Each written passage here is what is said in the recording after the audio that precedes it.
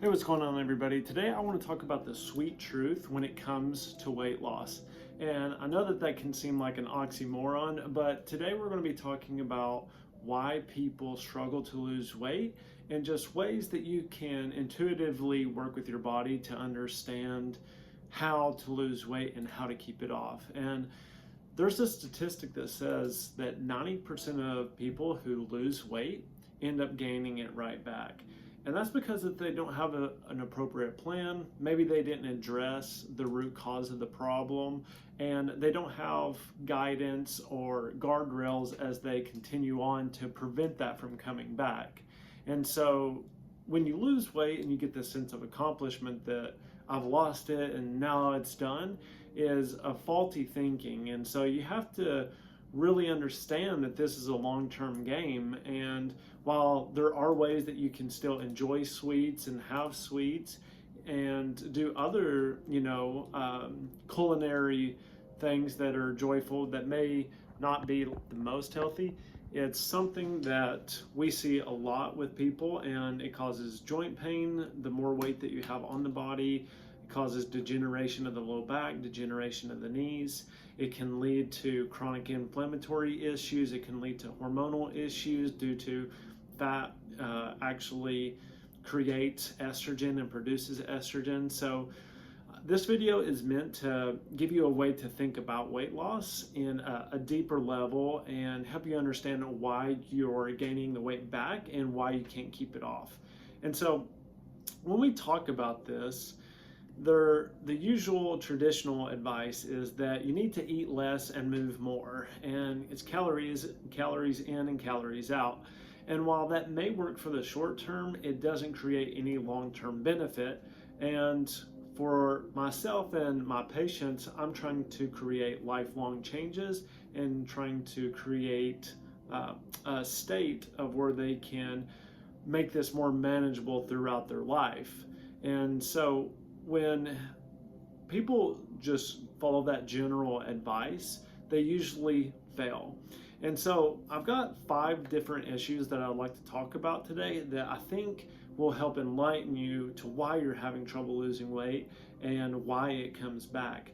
And so the first thing is hormonal. And so when we look at hormones, what happens is people are usually very stressed out, especially here in America, and you secrete a hormone called cortisol. And cortisol, it affects your blood sugar, inflammation, your immune system, and your metabolism because it inhibits your thyroid hormone. And if you're not taking time to de-stress or eating good fats to stabilize your blood sugar, eating anti-inflammatory foods or taking anti-inflammatory substances, then all of these affect that hormonal balance. And so the more cortisol you have, the more it's going to inhibit your thyroid, the more it's going to slow down your metabolism, and you're going to get that belly fat around the waist and the thighs. And that's typically what we see with cortisol issues. And then you'll become chronically fatigued. And this is kind of the story for any mom who is in her 30s to 50s. And we see it very chronically.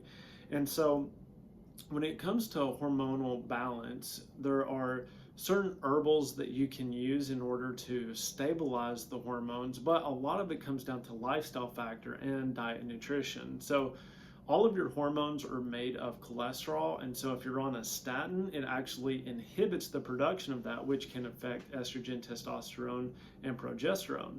And this also causes, and if you're very stressed out, then what will happen is you'll get what's called a pregnenolone steal, and you'll convert all of the cholesterol that should be going into estrogen, testosterone, progesterone to cortisol.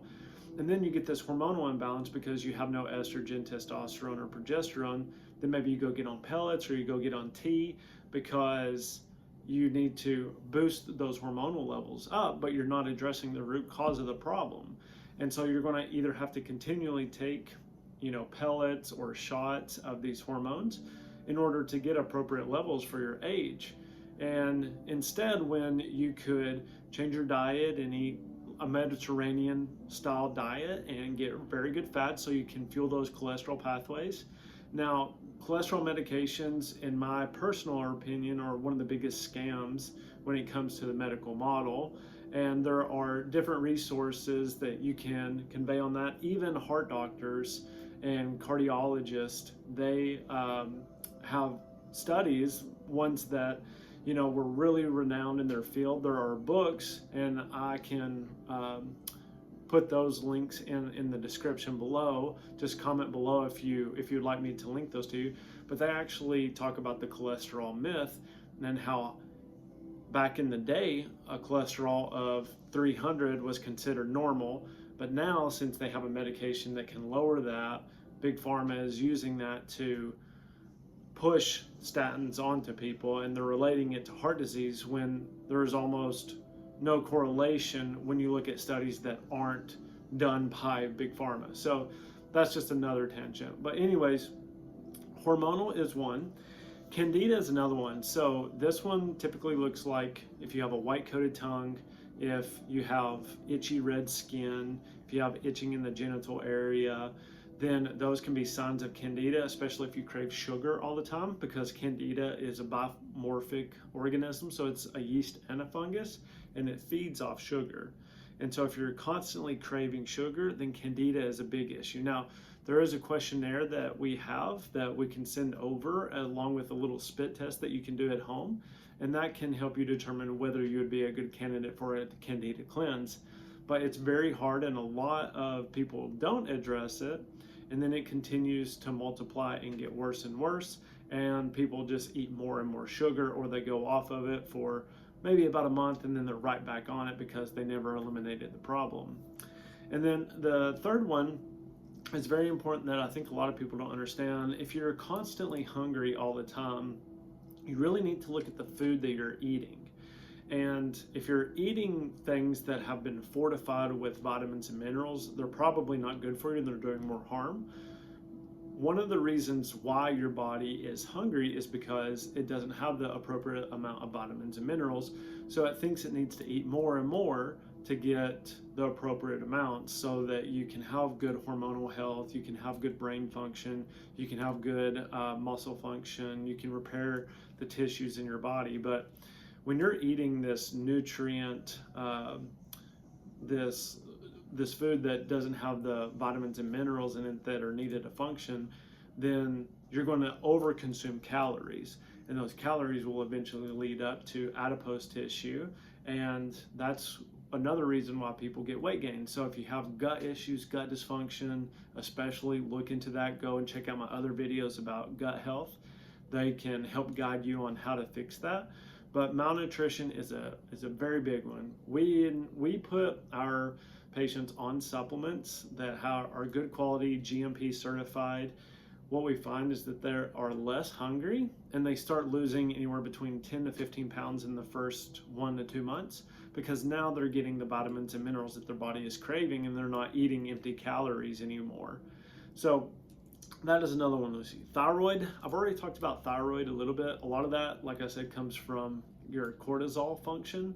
And if you're constantly stressed out, if you're not doing anything to de-stress, if you're putting way too much pressure on yourself, then what will happen a lot of the times is you're just going to inhibit your thyroid. And I don't know how many people we see that are on levothyroxine or Synthroid, and that's because all of these, especially middle-aged women, are just very stressed out. And or if you're a younger male and in today's society you're struggling to keep up because there's so much societal pressure, then a lot of times they become very stressed out, and it leads to these low T issues. They're not eating well, especially for moms. You're probably running around, running on coffee, not eating good, not getting very good sleep. And so that is a big issue, and this compounds over time, and eventually you're going to get to the point where you break down. So be proactive towards your health and take care of yourself. And that's one way to keep your thyroid nice and healthy, is to manage those stress levels. And then the last one is an autoimmunity and inflammation. So the more inflammation you have in your body, the more water you're going to hold, and that will end up looking like you actually have more weight. And so some patients that we see actually don't have that much adipose tissue. They're just so inflamed that they're holding 5-10 pounds of water weight, and when they step on the scale, they get really discouraged, their stress goes up. So there's this whole big cycle that goes through that. But like I said, if you're not eating an anti-inflammatory diet, or if you're eating inflammatory foods, or you're chronically under stress, then all of these things can lead to the weight gain. And so this is the sweet truth about weight loss, and factors that you really need to, one, work with a health coach or work with your practitioner to find out what's really going on. And like I said, we do have a small assessment that you can do at home to assess different areas of this. And then the last thing is kind of like a little bonus is you want to look at intuitive eating. And so if you get any symptoms after eating a food, then assume that you have a sensitivity or a food allergy to that, especially when it comes to gluten, dairy, corn, soy, sugar. I'm trying to think. I think there's one more that I'm leaving out. Lectins from like beans and those things. I was just talking to a patient this morning, and you need to be very diligent and proactive in understanding if you eat a certain food and you get brain fog, or if you get joint pain, or if you get stomach, gas, bloating, those are not normal, heartburn, then there is something else going on. So hopefully this video was helpful. Please like and share it with your family and friends, and I will see you all next time.